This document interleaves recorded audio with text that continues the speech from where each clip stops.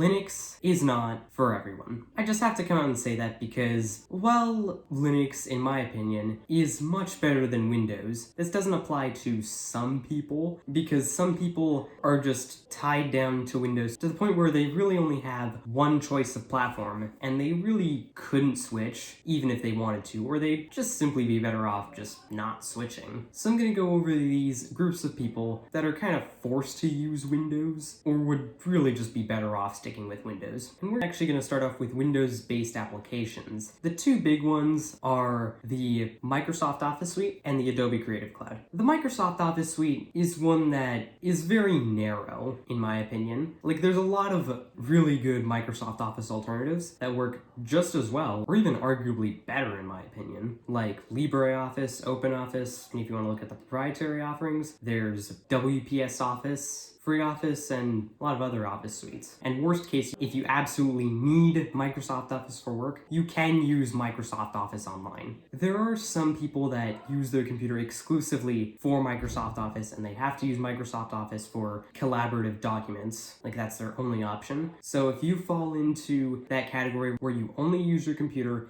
exclusively for Microsoft Office, and you absolutely have to use it for work, you know what, sure, you can use the online Microsoft Office, but overall, you'd just be better off sticking with Windows or even buying a Mac. Now, the big one that traps a lot of people on Windows or Mac is the Adobe Creative Cloud. Now, in case you're unfamiliar, that's like Premiere Pro, Photoshop, and all the other Adobe stuff. Now, you might be arguing, well, there's GIMP, there's Krita, they should just learn those. Well, here's the problem. If you're a real professional, you actually take a whole course on how to use Adobe Photoshop. Like, you've learned how to use Adobe Photoshop, and since it only supports Windows or Mac, that is what kind of ties you to, well, Windows or Mac. Now, of course, you can have a dual boot setup, so you can run Windows just for Adobe Photoshop and then use Linux for your personal stuff. And by the way, no, don't run a virtual machine, because then it'll just run slowly for you, especially since Photoshop and Premiere and pretty much any video editing program in general are heavy hitter programs. It just won't run very well on a virtual machine. And no, don't run it in Wine, that's just silly. Like, that's just unreliable, unless you were using an older version, but even then it might not have all the features you need. And guess what? If you fall into that category where you just use your computer for Adobe Creative Cloud, you know what? Just forget about Linux. You'd be better off just sticking with Windows or buying a Mac. The thing is, you really cannot make someone that's dedicated that much time and money to one proprietary creative suite just switch to free software in Linux. Like, you just can't do that. So now that we're done with the creative software side, let's go into the gaming space. Specifically looking at those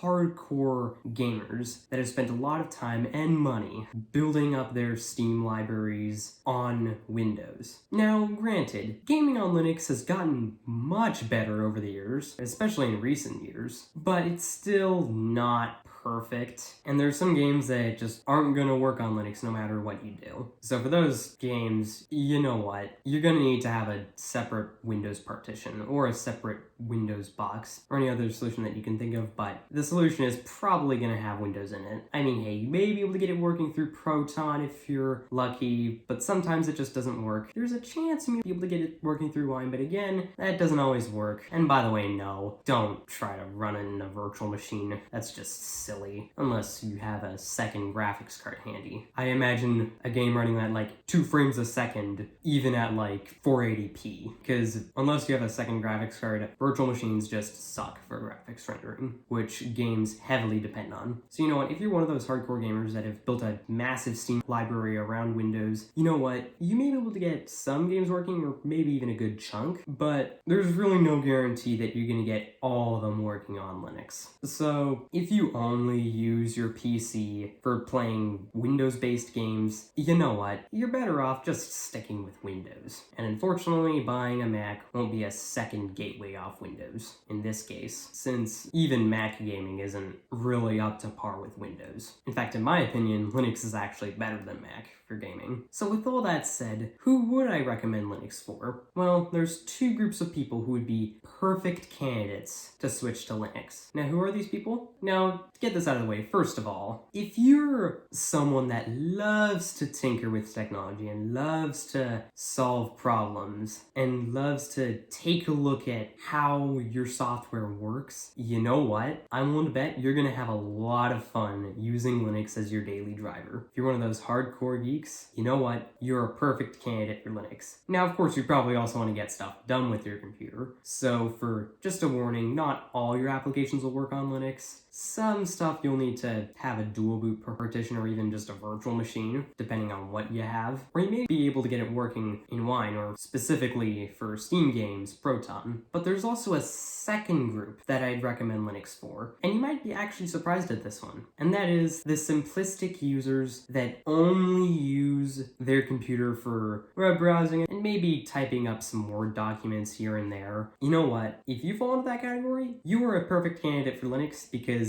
you could literally be using any operating system. Heck, you could even use a tablet or a phone if you really wanted to. If you're looking for a way to preserve your freedom and privacy on your computer, you know what? Try out Linux. You'll probably fall in love with it, especially if you fall into that group that can use literally any operating system. Heck, if I met someone who falls into one of these two categories that I just mentioned, I would actually recommend that they try out Linux if they haven't already. So now if you fall in between those people that are the perfect candidates for Linux and those that are just better off sticking with Windows, and you really want to give Linux a try, by all means, go for it. See what works and what doesn't. Remember, you can certainly have a dual boot configuration, which will allow you to boot into Linux or Windows. That's actually what I did to run my Windows applications when I first switched to Linux. Eventually, I switched over to a virtual machine, especially since I only had a few Windows exclusive applications. In fact, at this point, I really only have one, and that's iTunes, which I really only use if I ever need to restore one of my iOS devices, which happens very rarely. Like, I think the last time I've ever had to restore an iOS device was a little over a year ago now. And of course, later in your Linux life, once you've learned more things about Linux, you can try running your stuff in Wine to see if your Windows applications will work with it and